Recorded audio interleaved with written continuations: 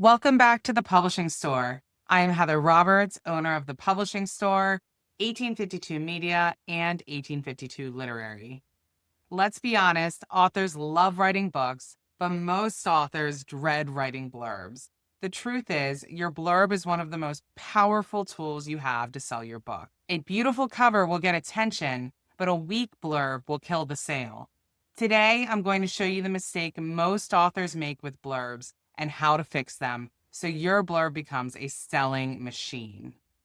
Mistake number 1, summarizing instead of selling. Your blurb is not a book report. Too many authors try to summarize every detail of the plot, and readers tune out.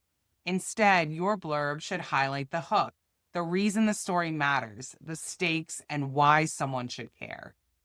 Mistake number 2, ignoring emotion. Readers don't buy facts, they buy feelings. If your blurb doesn't spark curiosity, excitement, or tension, it won't sell. Blurbs that succeed focus on emotions, danger, passion, humor, mystery. Ask yourself, what should a reader feel when they read this blurb? Mistake number 3, skipping tropes and hooks. Readers rely on tropes to find books they love. If you write romance, don't hide the fact that it's a second chance love story.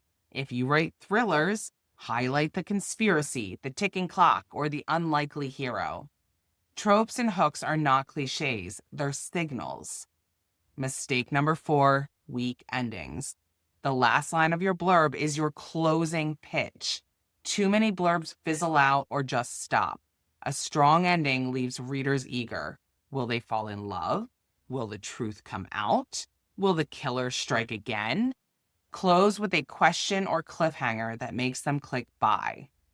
If your blurb doesn't sell, your book won't either. The good news, this is fixable. In Self-Publishing Blueprint, I'll walk you through how to write blurbs that attract readers and convert browsers into buyers. The link's in the description if you'd like to learn more.